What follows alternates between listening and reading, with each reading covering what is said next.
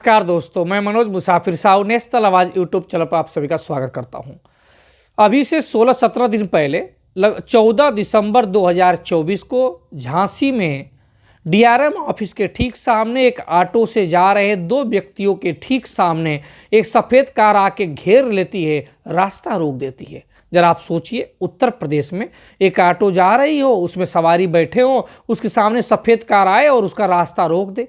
रास्ता रोकने के बाद ज़बरदस्ती उस कार से 4 लोग उतरे और उतर के जो ऑटो में 2 लोग बैठे थे उनको मारे पीटे और मार पीट दे इतना ज़्यादा कि उसमें एक व्यक्ति का पूरा हाथ टूट जाए।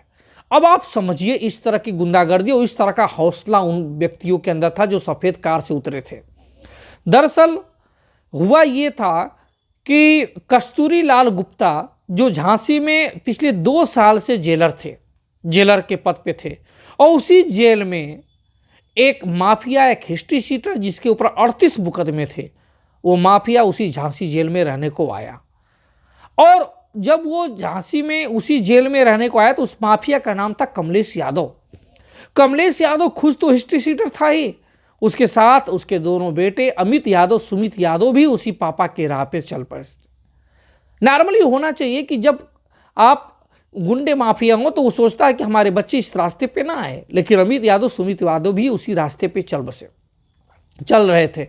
एक दिन 7 दिसंबर को हाक टाक हुआ, आपस में गर्मा गर्मी बहस होती है जेलर साहब कस्तूरी लाल गुप्ता और हिस्ट्री शीटर कमलेश यादव के बीच में उसी झांसी जेल में।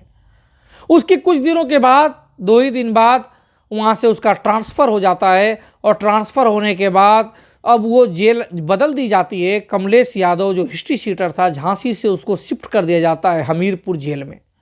लेकिन कमलेश यादव के अंदर ये बात आ जाती है कि हमको जो जेल शिफ्ट किया जा रहा है, जेल बदला जा रहा है, इसमें उसी जेलर का हाथ है जिससे हमारी बहस हुई थी, कस्तूरी लाल गुप्ता की। अब जेलर कस्तूरी लाल गुप्ता थे और हिस्ट्री शीटर यादव जी थे, ऐसे ही इनका मनोबल टाइट हो गया भाई, क्योंकि हिंदुस्तान में, इंडिया में, भारत में जाति तो है ही, ये तो मानना ही पड़ेगा। उसके बाद इनका मनोबल टाइट हुआ और टाइट होने के बाद इनके बेटे हमीरपुर में अमित यादव, सुमित यादव जाके मिलते हैं और मिलने के बाद 9 तारीख को मिलते हैं दोनों बच्चे।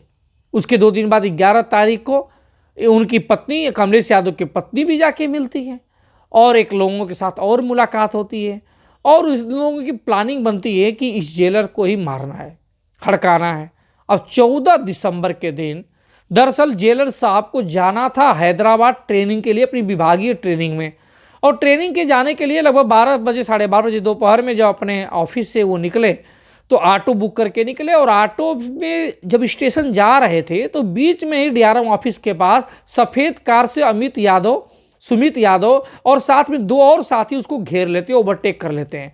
घेरने के बाद ऑटो रुक जाती है, ऑटो से उतार देते हैं, ज़बरदस्ती खींच लेते हैं और मारने पीटने लगते हैं। कस्तूरी लाल गुप्ता जेलर साहब के साथ एक व्यक्ति और था, जेल वार्डन अर्जुन सिंह, उनको भी ये लोग मारते हैं। मारने के बाद इस मारपीट में जेलर साहब का हाथ टूट जाता है, फ्रैक्चर हो जाता है हाथ। ये सब मारपीट के गाली गलौज दे के चले जाते हैं। अब फिर बाकायदे एफआईआर नामजद दर्ज होती है और कल 2 तारीख को, 2 जनवरी 2024 को पता चला कि अमित यादव और उसका साथी जो मारपीट किया था अमर रैकवार, इन दोनों को हाफ इनकाउंटर हुआ है। हाफ इनकाउंटर का मतलब इनके पैरों में गोली मारी गई है। सही है कि अगर बताइए, एक सरकारी पद पर बैठे हुए जेलर साहब को अगर माफिया लोग ऑटो रुकवा के दोपहर में बड़े बाजार में अगर मारने पीटने लगेंगे तो ये तो सरकार और प्रशासन के इकबाल पे चुनौती हो जाती है।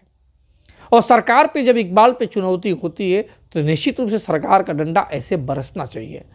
हालांकि मैं उम्मीद करता हूं कि आने वाले समय में और लोगों की भी गिरफ्तारी होगी और पूरी तरह से आने वाले समय में सम्मान मिलेगा कस्तूरी लाल गुप्ता जी को और साथ में जेल वार्डन जी को।